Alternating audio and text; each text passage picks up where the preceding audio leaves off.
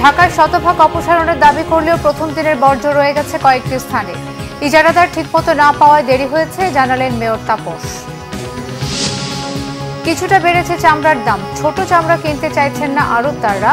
অভিযোগ মৌসুমী ব্যবসায়ীদের। কাঁচা চামড়া পাচার রোধে সীমান্তে সর্বোচ্চ সতর্কতা জারি। ঈদের দিনেও মিথ্যাচার অপপ্রচার ছাড়েনি বিএনপি মহাসচিব, বলেছেন ওবায়দুল কাদের।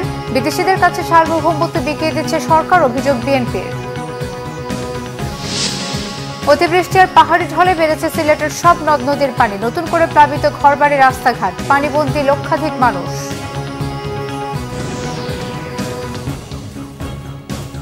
দেখছিলেন বিআরবি কেবল সংবাদ শিরোনাম, এবারে বিস্তারিত। ঢাকা দক্ষিণ সিটির মেয়র 24 ঘন্টার মধ্যে বর্জ্য অপসারণের ঘোষণা দিলেও মঙ্গলবারও খিলগাঁওয়ের গোরান, দক্ষিণ বনশ্রী ও সবুজবাগ সহ বেশ কিছু এলাকায় দেখা গেছে প্রথম দিনের কোরবানির বর্জ্য।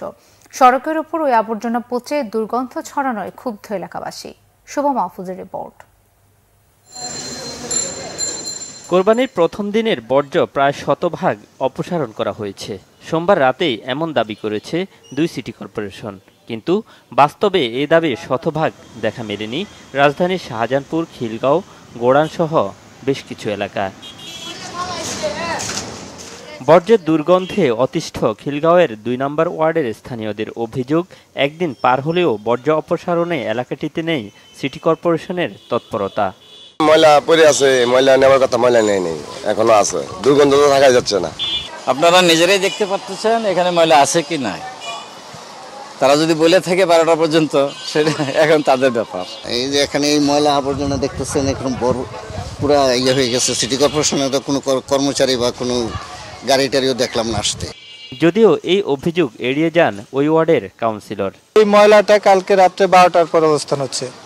এটা আমরা সকাল থেকে আমাদের লোক নামছে, কোথাও আমাদের ময়লা নাই, শুধু এই ময়লাটা আমাদের খোলা ট্রাকে নিয়ে যাবে। একই চিত্র দেখা যায় সবুজবাগের 4 নম্বর ওয়ার্ডেও। দুপুর 1:30 পর্যন্ত অপসারণ হয়নি এই এলাকার বর্জ্য। আমরা যে ওয়াশা রোডে দেখলাম অনেক ময়লা এখন আসছে, তো বলছিল ময়লা দ্রুত অপসারণ করবে, এরা কথার কাজে কোনো মিল নেই। তবে পাশের 5 নম্বর ওয়ার্ডে ভিন্ন চিত্র, সেখানে অপসারণ করা হয়েছে শতভাগ বর্জ্য। আমরা 8টি গ্রুপে কাজ করেছি এবং সেখানে আমরা 3:30টার মধ্যে আমাদের সকল প্রকার বর্জ্য, কোরবানি পশুর বর্জ্য অপসারণ করেছি। আজকে দ্বিতীয় দিনে আমরা সকালবেলা থেকে কাজ করছি। আপনারা দেখছেন যে বিভিন্ন জায়গায় এমন রাস্তার কোথাও কোনো রক্ত চিহ্ন দেখতে পাবেন না। সোমবার ঈদের দিন দুপুর থেকে রাজধানীতে পশুর কোরবানির বর্জ্য অপসারণের কাজ শুরু করেন 2 সিটি কর্পোরেশনের পরিচ্ছন্ন কর্মীরা। শুভ মাহফুজ, বাংলা ভিশন, ঢাকা। এদিকে ঈদের দিন রাত 12টার মধ্যে 75টি ওয়ার্ডের মধ্যে প্রায় 72টি ওয়ার্ডের কোরবানির বর্জ্য শতভাগ অপসারণের তথ্যটি সঠিক নয় বলে জানিয়েছেন ঢাকা দক্ষিণ সিটি কর্পোরেশনের মেয়র শেখ ফজলুর তাপস। মঙ্গলবার বিকেলে নগর ভবনে পবিত্র ঈদুল আজহা উপলক্ষে কোরবানির পশু বর্জ্য অপসারণে সামগ্রিক কার্যক্রম নিয়ে সংবাদ সম্মেলনে ভার্চুয়ালি যুক্ত হয়ে তিনি এই তথ্য জানান। তিনি বলেন, ঈদের দিন থেকে পরবর্তী 72 ঘণ্টা পর্যন্ত বর্জ্য অপসারণের কাজ চলমান থাকবে। সঠিক সময়ে ইজারাদার না পাওয়ায় কিছুটা দেরি হলেও প্রতি ঘণ্টায় পরিচ্ছন্নতা কর্মীরা বর্জ্য অপসারণের কাজ করে যাচ্ছে। সিটি কর্পোরেশনের কিছু সীমাবদ্ধতার পাশাপাশি এলাকাবাসীর অসচেতনতার কারণে মেরাদিয়া এলাকা সহ কয়েকটি এলাকার বর্জ্য দ্রুত অপসারণ নিশ্চিত করা যায়নি বলেও জানান দক্ষিণ সিটির মেয়র। এই বর্জ্য কিন্তু ক্ষণে ক্ষণে হতেই থাকবে, এটা এরকম না যে আপনি চোখে দেখলেন যে এখন এটা 48 ঘন্টা ধরে এই বর্জ্যটা রয়ে গেছে। না, এই বর্জ্যটা হয়তো বা আধা ঘন্টা আগে নতুন করে সৃষ্টি হয়েছে, সেটা আবার পরিষ্কার করা হবে। আমাদের এর জন্যই আমাদের কর্মপরিকল্পনাটা এবং আমাদের এই কর্মযজ্ঞটা সেভাবেই আমরা বিস্তৃত করে রাখি, যাতে করে একদম একটানা 72 ঘন্টা পর্যন্ত যেন আমাদের কার্যক্রমটা চলমান থাকে। আল্লাহর সন্তুষ্টি অর্জনে ঈদের দ্বিতীয় দিনে মঙ্গলবার পশু কোরবানি দিয়েছেন অনেকে। ঢাকার অলিগলি ও প্রধান সড়কে সকাল থেকেই অনেকেই পশু কোরবানি দিতে দেখা যায়। ঈদের প্রথম দিনে পেশাদার কসাইয়ের অভাব সহ নানান কারণে যারা কোরবানি দিতে পারেননি, তারাই মূলত দ্বিতীয় দিনে কোরবানি দিয়েছেন। মহিবুল্লাহ মহিবের রিপোর্টে বিস্তারিত। ঈদের দ্বিতীয় দিনেও রাজধানীর বিভিন্ন এলাকায় পশু কোরবানি দিতে দেখা যায়, তবে প্রথম দিনের তুলনায় এর সংখ্যা ছিল অনেক কম। দ্বিতীয় দিন দিচ্ছি হলো আমাদের কষায় আসার কথা, কষায় আসেনি, 2 বার ডেট দিয়েও আসেনি, এর জন্য আজকে দ্বিতীয় দিন দিচ্ছি। কষায়ের ডিমান্ড ঈদের প্রথম দিন 1000-100 টাকা করে, কেউ কেউ আবার 150 টাকা হয়, গরু যদি আপনার বড় হয় সেক্ষেত্রে কিছু টাকা কনসিডার করে। আর ঈদের পরের দিন দিলে তারপরে আপনার 1080 টাকা 70 টাকা থেকে 50 টাকা পর্যন্ত দেওয়া যায়। কেউ কেউ পারিবারিক ঐতিহ্যের কারণে, আবার অনেকে পেশাদার কসাই না পাওয়ায় ঈদের দ্বিতীয় দিনে কোরবানি দেন। এটা আমাদের ঐতিহ্য, আমরা আজীবনে ঈদের পরের দিন দিয়ে যাচ্ছি। আমার বাবাও দিয়ে গেছিলো, আমরা দিয়ে যাচ্ছি। আমরা আমাদের দাদা বা পূর্বপুরুষ ওনাদের দেখে আসছি ঈদের দ্বিতীয় দিন কোরবানি দেয়, তো সেই থেকে এই ব্যবস্থা চলে আসছে। আমরা ওই জিনিসটাই ফলো করে কোরবানি দিই দ্বিতীয় দিন। কোরবানির জন্য এবার নির্ধারিত জায়গা না থাকায় রাস্তা ও অলিগলিতেই কোরবানি দিয়েছেন ঢাকাবাসী। ইসলামের বিধি অনুযায়ী ঈদের দিনের পরে আরো 2 দিন পশু কোরবানি দেয়া যায়। তবে এবার ঈদের তৃতীয় দিন পশু কোরবানি না দিতে নগরবাসীকে অনুরোধ জানিয়েছেন 2 সিটির মেয়র। মুহিবুল্লাহ মুহিব, বাংলা ভিশন, ঢাকা। প্রথম দিনের চেয়ে মঙ্গলবার সামান্য বেশি দামে বিক্রি হয়েছে কোরবানির চামড়া। যদিও দ্বিতীয় দিনে চামড়ার আকার ও মান ভালো ছিল। মৌসুমী ব্যবসায়ীরা চামড়ার দাম নিয়ে হতাশা প্রকাশ করে জানান, বড় চামড়ার দাম কিছুটা থাকলেও ছোট চামড়া কিনতে চাইছেন না আড়তদাররা। আড়তদারদের দাবি, সরকার বেঁধে দেওয়া দামেই কিনছেন চামড়া। গোলাম ময়নুল হাসানের রিপোর্ট। ঈদের প্রথম দিনে ঝামেলা এড়াতে আবার অনেকে পারিবারিক প্রথা অনুসরণ করে দ্বিতীয় দিনে দেন পশু কুরবানি। তাই চামড়ার কারবারের রেস থেকে যায় দ্বিতীয় দিনেও। আজকে ছোট গরু নাই, কালকে আজকে 100 টাকা চড়া আছে। আজকে মালের কোয়ালিটি ভালো আছে, মালের সবই ভালো আছে, মালের আমদানি কম। যদিও মৌসুমী ব্যবসায়ীদের অভিযোগ, ন্যায্য দাম দেওয়া হচ্ছে না তাদের। দিন যায় ব্যবসা থেকে খারাপ হয়। আমরা যে মনে করেন 2টা পয়সা একটা বছরে একটা সকলের একটা অধিকার থাকে, হুপ থাকে, যা চামড়ার মধ্যে 2টা পয়সা কামায়। এখন এগুলো কি করব, ফেলে দেওয়াও তো সম্ভব না। ইনারা বড়গুলো নিতে চাচ্ছে মোটামুটি দামে, কিন্তু ছোটগুলো ওনারা এরকম দাম বলতেছে না।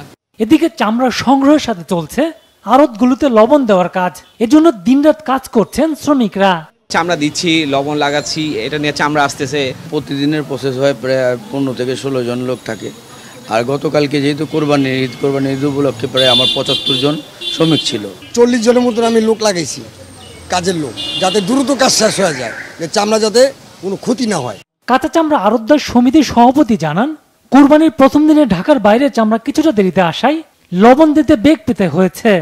চামড়া লবণ জাত হয়েছে, এটা সময় মতো হয়ে গেছে। ঢাকার বাইরে কিছু চামড়া যে আসছে, এটা সময়ের বাইরে আসছিল, তো সেটাও আমরা শতভাগ লবণজাত করেছি। তো এখানে কিছু চামড়া হয়তো নষ্ট হতে পারে। আমি যদি ছবি তুলে রাখতে পারতাম, যারা আপনাদেরকে বলে বা আমাদেরকে বলে যে দাম ঠিক পাই না, আবার সামনের বার যদি দেখবেন যে ওরা আবার ঠিকই মাল কিনতেছে, তা দাম না পেলে ওরা তো এই ব্যবসায়ী না।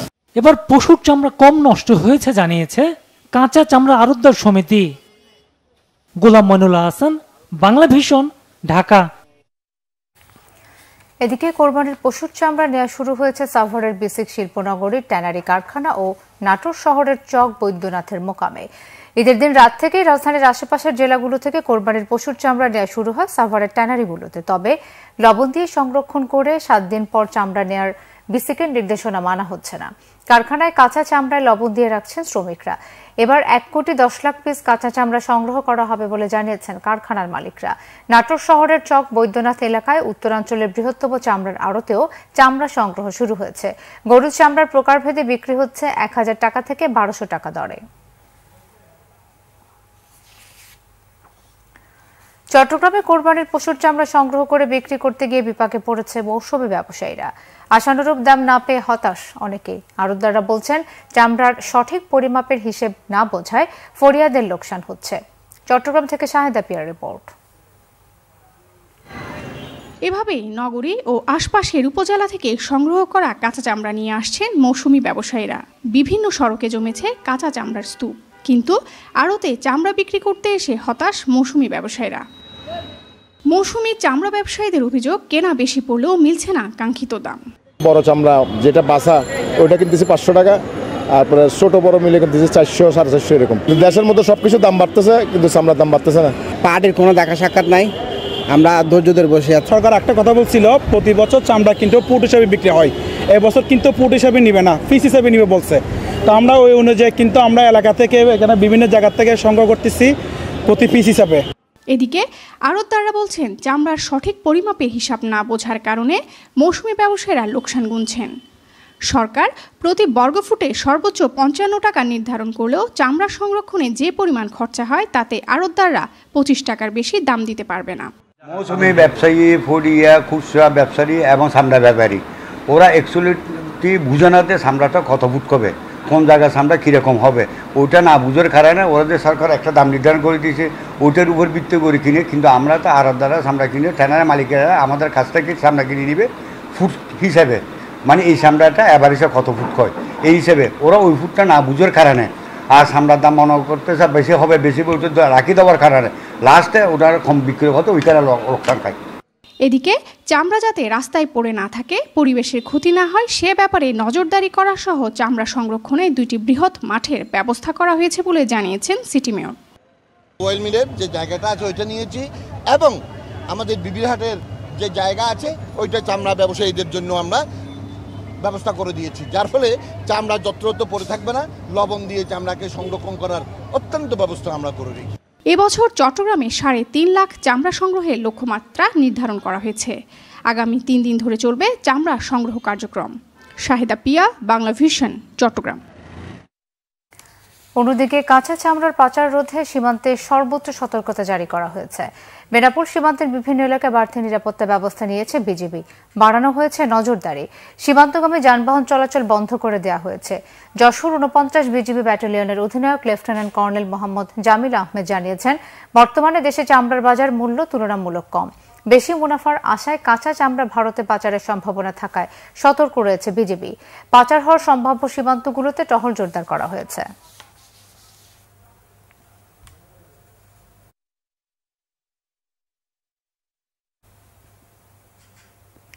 সেন্ট মার্টিন ইস্যুতে সার্বভৌমত্বের কোথায় আঘাত লেগেছে মির্জা ফখরুল ইসলাম আলমগীরের কাছে জানতে চেয়েছেন আওয়ামী লীগের সাধারণ সম্পাদক ওবায়দুল কাদের। বলেন, ঈদের দিনেও মিথ্যাচার ও অপপ্রচার ছাড়েনি বিএনপি মহাসচিব। মঙ্গলবার ধানমন্ডিতে ব্রিফিংয়ে তিনি এমন মন্তব্য করেন। সাবেক ডিএমপি কমিশনারের দুর্নীতির অভিযোগ প্রসঙ্গে প্রমাণের আগে কোনো মন্তব্য করতে চান না বলেও জানান তিনি। রিপোর্ট সৈয়দ আব্দুল মুহিতের। মঙ্গলবার ধানমন্ডিতে আওয়ামী লীগ সভাপতি রাজনৈতিক কার্যালয়ে ব্রিফিং করেন দলের সাধারণ সম্পাদক সড়ক পরিবহন ও সেতুমন্ত্রী ওবায়দুল কাদের। তিনি জানান, দলে হীরক জয়ন্তী উদযাপনে সরকারের প্রস্তুতি অনেক দূর এগিয়েছে। জানান, ঈদ পরবর্তী সড়কের নিরাপত্তায় সরকার সচেষ্ট। অভিযোগ করেন, বিএনপি মহাসচিব ঈদের দিনও মিথ্যাচার ও অপপ্রচার ছাড়েননি। মিয়ানমারের ব্যাপারে আমি মির্জা ফখরুলকে চ্যালেঞ্জ করছি, সার্বভৌমত্বের প্রতি কোথায় আঘাত। সেন্ট মার্টিনে থেকে জাহাজ তো সরে গেছে, ভেতরে যারা ছিল অনুপ্রবেশ করেছে তাদেরও তারা ফিরিয়ে নিয়েছে। ওবায়দুল কাদের বলেন, সরকার কারো দুর্নীতি আশ্রয় প্রশ্রয় দিচ্ছে না। অপরাধ করে থাকলে ব্যবস্থা নিতে পারবে দুর্নীতি দমন কমিশন। দুদককে স্বাধীনতা দেওয়া হয়েছে,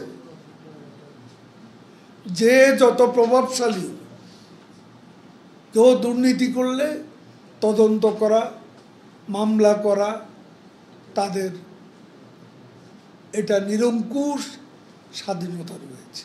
যার বিরুদ্ধে তদন্ত হয়নি, দুর্নীতির কোনো অভিযোগ এটা চিহ্নিত হয়নি, সেখানে সরকার অন্ধকারে ঢিল ছুড়বে কেন? যে কোনো প্রতিকূল পরিস্থিতি মোকাবেলায় সরকার আন্তরিক বলেও জানান আওয়ামী লীগ সাধারণ সম্পাদক। এই মূল্যস্ফীতির মধ্যে কোরবানি। সৈয়দ আব্দুল মুহিত, বাংলা ভিশন, ঢাকা। বিএনপির সিনিয়র যুগ্ম মহাসচিব রুহুল কবির রিজভী অভিযোগ করেছেন, রুট সংক্ষিপ্ত করার জন্য বাংলাদেশের বুকের উপর দিয়ে ভারতীয় রেলওয়ে নেটওয়ার্ক নির্মাণ করা হচ্ছে। এতে বাংলাদেশের স্বাধীনতা বিপন্ন হবে। মঙ্গলবার নয়াপল্টন কেন্দ্রীয় কার্যালয়ে এক সংবাদ সম্মেলনে তিনি বলেন, দেশের যতটুকু সার্বভৌমত্ব আছে তাও শেষ হয়ে যাচ্ছে। জনগণের মতামত ছাড়াই সরকার দেশের ভেতর দিয়ে ভারতকে রেলপথ নির্মাণের অনুমতি দিচ্ছে জানিয়ে বিএনপির সিনিয়র যুগ্ম মহাসচিব বলেন, ভারতকে খুশি করে শুধু ক্ষমতায় টিকে থাকার জন্য এই কাজ করছে সরকার। তিনি বলেন, ব্যাংক খাত খাদের কিনারে, অর্থনীতি ধ্বংসপ্রায়। এসব থেকে মানুষের দৃষ্টি ভিন্ন খাতে নিতে নানান অপপ্রচার চালাচ্ছে সরকার। বাংলাদেশের বুকের উপর দিয়ে রেল লাইন নেটওয়ার্ক তৈরি করার উদ্যোগ গ্রহণ করেছে ভারতীয় রেলওয়ে বোর্ড। প্রতিদিন যেখানে বিএসএফ কর্তৃক বাংলাদেশিদের জীবন যাচ্ছে, যারা বাংলাদেশের মানুষের মানবাধিকার ও মানবতার তোয়াক্কা করে না, তারাই যদি বাংলাদেশের বুকের উপর দিয়ে সামরিক ও বেসামরিক পরিবহন উত্তর পূর্বের দিকে ধাবিত করে, তাহলে বাংলাদেশের দুর্বল সার্বভৌমত্বের বাকি অংশটুকু নিঃশেষ হয়ে যাবে। সিলেট ও সুনামগঞ্জে বন্যা পরিস্থিতির আরও অবনতি হয়েছে। বেড়েছে দুই জেলার সব নদ নদীর পানি। চরম দুর্ভোগে দুর্গত মানুষ। পানি বৃদ্ধি অব্যাহত থাকবে আরও 2 দিন, জানিয়েছে বন্যা পূর্বাভাস ও সতর্কীকরণ কেন্দ্র। বন্যার কারণে সিলেটের সব পর্যটন কেন্দ্র বন্ধ ঘোষণা করেছে জেলা প্রশাসন। সিলেট থেকে দীপু সিদ্দিকী ও সুনামগঞ্জ থেকে মাসুম হেলালের পাঠানো তথ্য ছবিতে ডেস্ক রিপোর্ট। ভারী বৃষ্টি আর উজানের ঢলে দ্রুত বাড়ছে সুরমা, কুশিয়ারা, সারিগুয়াইন, সোমেশ্বরী, জাদুকাটা, ঝালুখালী, মনু ও খোয়াই নদীর পানি অনেক জায়গায় বিপদসীমা অতিক্রম করেছে। অবনতি হয়েছে সিলেটের বন্যা পরিস্থিতির। প্লাবিত হচ্ছে একের পর এক গ্রাম। চরম ভোগান্তিতে পানিবন্দী মানুষ। গোয়াইনঘাট উপজেলার সাথে যোগাযোগের 4টি সড়কে যান চলাচল বন্ধ। আশ্রয় কেন্দ্রে যেতে শুরু করেছে পানিবন্দী মানুষ। এখন আমরা কি করব, এটা আমরা ভেবে পাচ্ছি না। আমাদের অবস্থা খারাপ। এই যে মাছ, ফিশারি মাছ, ধান সবকিছু পানির তলে চলে যাচ্ছে। অতিবৃষ্টিতে সিলেট নগরীর নদী তীরবর্তী ওয়ার্ডগুলোর প্রধান সড়ক ও বাড়িঘরে এখনো হাঁটুর উপরে পানি। শাহজালাল উপশহর প্রায় পুরোটাই পানির নিচে। অনেকের বাসার নিচতলায় গলা পর্যন্ত পানি। মহানগরের বেশিরভাগ এলাকা বন্যা কবলিত। পানি উঠেছে তালতলা ফায়ার সার্ভিস স্টেশনেও। সমস্ত স্টাফদের, আমাদের সমস্ত কাউন্সিলররা ছুটি বাতিল করে আমরা 7টায় আজকে রাত থেকে কন্টিনিউয়াসলি আমরা থাকবো, অ্যালার্ট থাকবো এবং আমাদের কমান্ড সেন্টার আমরা ওপেন করে দিচ্ছি। মানুষের সর্বাত্মক সহযোগিতা আমরা করব। আমরা মানুষের পাশে থাকবো, একটি মানুষ যাতে কষ্ট না পায়। তো চেরাপুঞ্জিতেই গত 4 দিনে 1493 মিলিমিটার বৃষ্টিপাত হয়েছে। আমাদের যে জাফলং পয়েন্ট আছে সেখানে 1113 মিলিমিটার বৃষ্টি। আমাদের সিলেটও 600 মিলিমিটার উপরে, লালাখাল আছে সেখানে প্রায় 700 মিলিমিটার। সুনামগঞ্জে 600 মিলিমিটার উপরে বৃষ্টিপাত হয়েছে। ফলে আমাদের দেশের ভিতরে এবং বাইরে যে মেঘালয় রাজ্যের যে বৃষ্টিপাত, এটার জন্য আমাদের দ্রুত কিন্তু পানি বৃদ্ধি পাচ্ছে। এদিকে সুনামগঞ্জ জেলা শহর সহ বিভিন্ন উপজেলার 2 শতাধিক গ্রামের মানুষ পানিবন্দী। আশ্রয় কেন্দ্রে যেতে শুরু করেছেন দুর্গতরা। বিচ্ছিন্ন হয়ে গেছে জেলা শহরের বিভিন্ন উপজেলার সড়ক যোগাযোগ। বন্যা পরিস্থিতি আস্তে আস্তে দিকে খারাপের দিকে যাচ্ছে। বিশেষ করে আমরা 2022 সালে যে বন্যাটা দেখেছিলাম, যে দিনের বেলাতে যেরকম নদীর পানি ঢোকা শুরু হয়েছিল, ঠিক একইভাবে ঢোকা শুরু হয়েছে। গরত ধান ফান এখন নষ্ট হয়ে পারো, গরু বাছর লইয়া বিপদে আছি। আমরা এই সরকারি কলেজে আশ্রয় নিছি, বিভিন্ন স্থানে আশ্রয় নিছি। এই আশ্রয়ের মধ্যে কোনো ব্যক্তি আমরা এখনো দেখছেও না, জিজ্ঞাসেও না যে আমরা কি হাল অবস্থায় আছে। আমি রাস্তার দুপাশে আমার মানুষের অবস্থা দেখেছি। আমি জানি যে এখন তাদের দরকার, তাদেরকে শুকনো খাবার দেওয়া এবং তাদেরকে আশ্রয় কেন্দ্রে নেওয়া এবং যারা দূরে যোগাযোগহীনতা আছেন তাদেরকে নৌকা দিয়ে উদ্ধার করা। আশ্রয় কেন্দ্র প্রস্তুত করা সহ বন্যা মোকাবেলায় প্রস্তুতি নিয়েছে জেলা প্রশাসন। মজুদ রাখা হয়েছে ত্রাণ সামগ্রী। Bangla vision news desk. ঈদের ছুটিতে ঢাকা অনেকটাই ফাঁকা। অনেকেই ঈদ করতে বাড়ি যাওয়া চাপমুক্ত রাজধানী। যানবাহন কম, তাই যানজটও নেই। মহানগরের অন্যরূপ দেখছে নগরবাসী। বিস্তারিত জানাচ্ছেন জিয়া খান। চলছে ঈদের ছুটি। 2 কোটি বাসিন্দার নগরী একেবারেই চাপমুক্ত। ঈদে ঢাকা ছেড়েছেন অসংখ্য মানুষ, ফলে চিরচেনা ভিড়ের নগরী অনেকটাই ফাঁকা। এ ধরনের দিনগুলোতে বছরে কয়েকবার ধোঁয়ার নগরীর বাসিন্দারা স্বস্তির নিঃশ্বাস নেন। ঢাকা শহর এরকম ফাঁকা কখনো হয় না আর কি, আসলে ঈদের সিজনেই হয় বেশিরভাগ ক্ষেত্রে। তাই ঢাকার এই রূপ দেখতে ঘর ছেড়ে বেরিয়ে পড়েন নগরবাসীর স্থায়ী বাসিন্দাদের অনেকেই। সব কিছু খালি, এত ঝামেলা নাই। এত ফাঁকাও তো আসলে এমনি মানা ঠিক না। আর একটু এত ফাঁকা কি সম্ভব? আমার দেশের যা জনসংখ্যা, এত ফাঁকা তো সম্ভব না। যানবাহন কম, তবুও স্বল্প সংখ্যক পরিবহনের বেপরোয়া গতি তৈরি করে শঙ্কা। জায়গায় জায়গায় যে স্পিড ব্রেকার বা পুলিশ চেক বসছে, এটা বসাতে ভালো হয়েছে। এটাতে দেওয়াতে মনে করেন দুর্ঘটনা একটু কমছে। কারণ সামনে গেলে স্পিড ব্রেকার একটু আস্তে যায়, স্লো যায়। আর ওটা যদি না থাকে তো মনে করেন দেখা গেছে জোরে টানে, রাস্তা ফাঁকা। জনসংখ্যার চাপে ভরা নগরীর চিরচেনার রূপ থেকে মাঝে মাঝে কয়েকদিনের এই স্বস্তি, এই নিয়ে বছর কাটে নগরবাসীর। জিয়া খান, বাংলা ভিশন, ঢাকা। ঈদুল আজহার ছুটিতে রাজধানী ঢাকা এখন অনেকটাই ফাঁকা, তবে স্থায়ী বাসিন্দা ছাড়াও রাজধানীতে রয়ে গেছেন অনেকেই। ঈদের ছুটিতে রাজধানীর বিভিন্ন এলাকায় ঘোরাঘুরি করছেন তারা, বেছে নিচ্ছেন পছন্দের বিনোদন কেন্দ্র। কেউ আবার খোলামেলা পরিবেশে পরিবার পরিজন নিয়ে ঘুরতে যান রাজধানীর হাতিরঝিল এলাকায়। আনন্দ উপভোগে অনেকে দল বেঁধে, কেউ কেউ যান বন্ধুদের সঙ্গে। হাতিরঝিলের লেকের দৃশ্য দেখতে দেখতে গল্পে মেতে থাকেন তরুণ তরুণীরা। আবার অনেক তরুণ তরুণী দল বেঁধে হাতিরঝিল এলাকায় ঘুরে বেড়ান। ছোট শিশুরা সবচেয়ে বেশি আনন্দ উপভোগ করে, দৌড়াদৌড়ি আর খুনসুটিতে সময় কাটায় তারা। হাতিরঝিলে জমে উঠেছে বিভিন্ন খাবারের ব্যবসাও।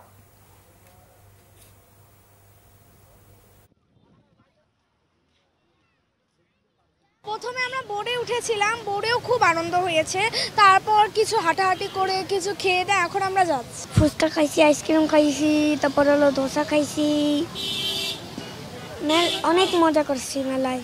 অনেক ভালো লাগতেছে, আজকে ওয়েদারটা ঠান্ডা আছে, অনেক ভালো লাগতেছে। বাচ্চা কাচ্চা নিয়ে আসছি, বউ বাচ্চা নিয়ে আসছি, খুব ভালো লাগতেছে। ফ্যামিলি নিয়ে, বাচ্চা কাচ্চা নিয়ে, পরিবার নিয়ে হাতিরঝিল আসছে, ঘুরতে আসছে এবং অনেক ভালো লাগলো আর কি। আজকে ঈদের পরের দিন একটা স্পেশাল ডে, এজন্য বাচ্চা নিয়ে আসা হয়েছে। আর বাচ্চাকে নিয়ে এই ঢাকায় প্রথম ঈদ, এজন্য খুব ভালো লাগছে। সংবাদ শেষ করবো বিআরবি কেবল শিরোনামগুলো আরো একবার জানিয়ে। ঢাকায় শতভাগ অপসারণের দাবি করলেও প্রথম দিনের বর্জ্য রয়ে গেছে কয়েকটি স্থানে। ইজারাদার ঠিকমতো না পাওয়ায় দেরি হয়েছে, জানালেন মেয়র তাপস। কিছুটা বেড়েছে চামড়ার দাম, ছোট চামড়া কিনতে চাইছেন না আড়তদাররা। অভিযোগ মৌসুমী ব্যবসায়ীদের। কাঁচা চামড়া পাচার রোধে সীমান্তে সর্বোচ্চ সতর্কতা জারি। ঈদের দিনেও মিথ্যাচার অপপ্রচার ছাড়েননি বিএনপি মহাসচিব, বলেছেন ওবায়দুল কাদের। বিদেশিদের কাছে সার্বভৌমত্ব বিকিয়ে দিচ্ছে সরকার, অভিযোগ বিএনপির। অতিবৃষ্টি আর পাহাড়ি ঢলে বেড়েছে সিলেটের সব নদ নদীর পানি। নতুন করে প্লাবিত ঘরবাড়ি, রাস্তাঘাট, পানিবন্দী লক্ষাধিক মানুষ।